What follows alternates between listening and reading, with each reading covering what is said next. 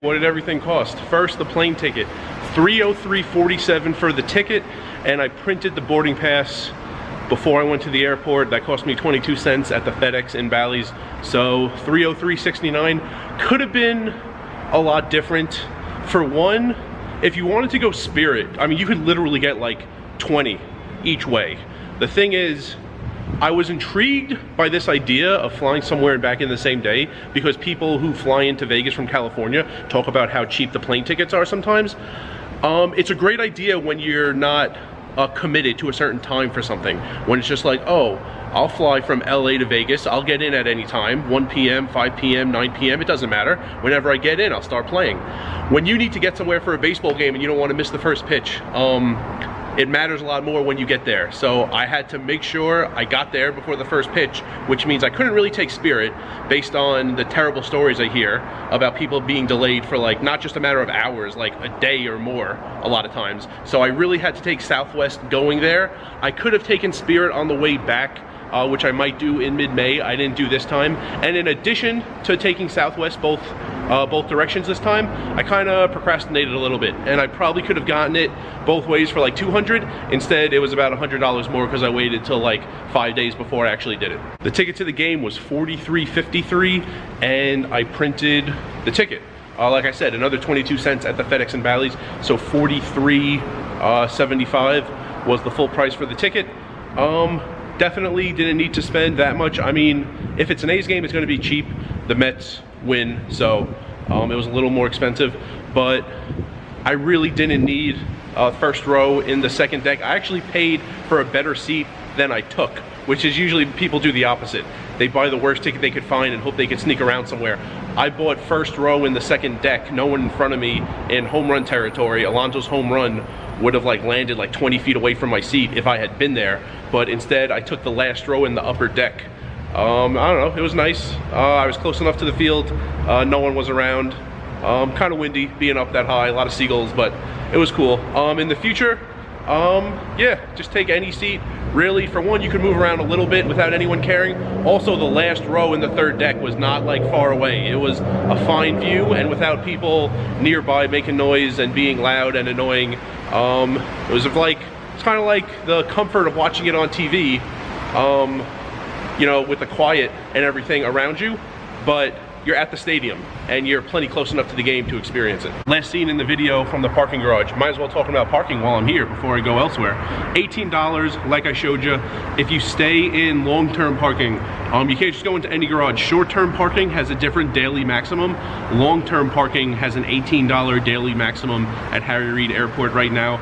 That's where I stayed. I was gone like, or my car was there like 18 hours or something. So you keep it under 24 hours, it's $18. Someone suggested that I go to a casino that has a shuttle service to the airport. Good idea that I didn't think of, but once I looked into it, they're gonna check that you're a hotel guest there. It's not just for anyone in the world. South Point, others are gonna make sure that you're a guest and they're not just driving anyone in the world to the airport and back. The other options though, if you're wondering, you could take the bus. The bus wasn't a great deal. For like a 24-hour pass, it was $8.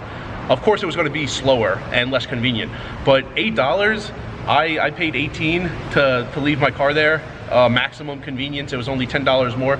There's also a satellite lot somewhere south of the airport that the shuttle from that lot to the airport is $1.75 each way.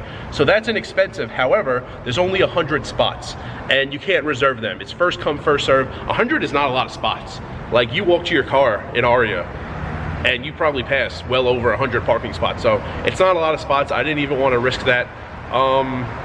It was a good deal. It was well worth the money. Not the smallest amount of money, but it was well worth the money to just drive there, leave my car there, $18. All right, transportation. So I had to pay $3 to get the card to take BART, Bay Area Rapid Transit. I had to pay $3 for the streetcar. The streetcar was a pretty good deal. I paid in cash as I stepped onto the streetcar, and the ticket I got, it was good for 2 hours. So it printed the time I got the ticket, it printed 2 hours from then, and I could take the streetcars as many times as I wanted in 2 hours. So to take it there to the wharf and back to the food truck area, Pier 1, was the same ticket. So that was only $3. And in addition to that, I put $28 on. Still not 100% clear how it worked. It seemed like sometimes you paid before the ride, sometimes you paid after, and there were definitely sometimes you had to scan your BART card, your Clipper card, as you were walking onto the platform so that they knew you had enough money. And if you didn't have enough money for a ride, you had to put money on before you went into the turnstile. So there were some checks that you had money on the card and actually some payments, I'm not sure before or after the ride or both.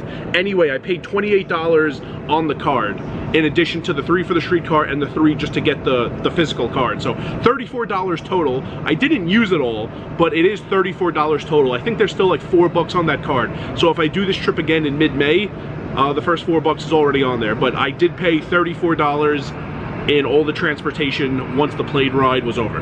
And finally the food, $30.53 total. So that was the clam chowder in the bread bowl. It was also the sandwich, that amazing sandwich, and the side of potatoes. I got the small. The potatoes were $3.75. The sandwich was only $12. That is an amazing deal for $12. It's not huge, but it is very high quality and it is very good. So it was $15.75 pre-tax. It came out to $17.11 at the food truck with tax, and the rest of that $30.53 I think was the clam chowder and the bread bowl. So $429.97 is the total. This wasn't to minimize cost.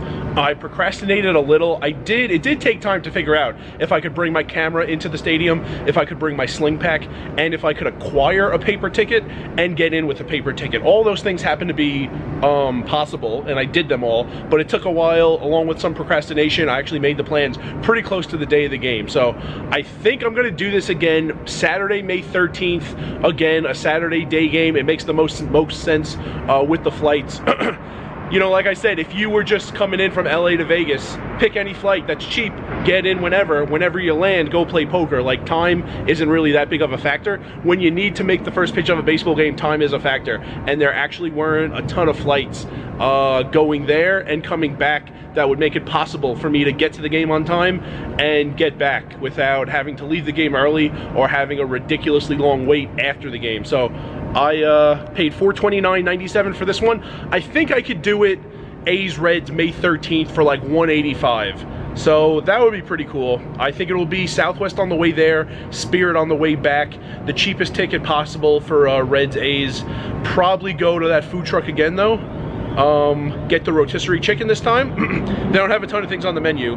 That's like the other thing basically. And yeah, I think I could do it for $185. The purpose on May 13th will be to minimize expenses, not necessarily pay as little as possible. I mean, I could park at MGM and walk to the airport. It's not insane.